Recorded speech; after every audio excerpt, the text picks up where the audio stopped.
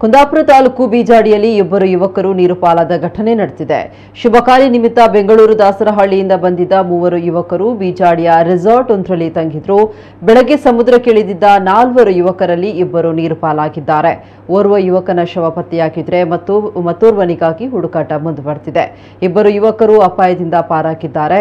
ಕುಂದಾಪುರ ಠಾಣಾ ವ್ಯಾಪ್ತಿಯಲ್ಲಿ ಘಟನೆ ನಡೆದಿದ್ದು, ಮೃತಪಟ್ಟ ಯುವಕನನ್ನ ಅಜಯ್ ಅಂತ ಗುರುತಿಸಲಾಗಿದ್ದು, ಈತ ಕುಂದಾಪುರ ಮೂಲದವನಾಗಿದ್ದಾನೆ.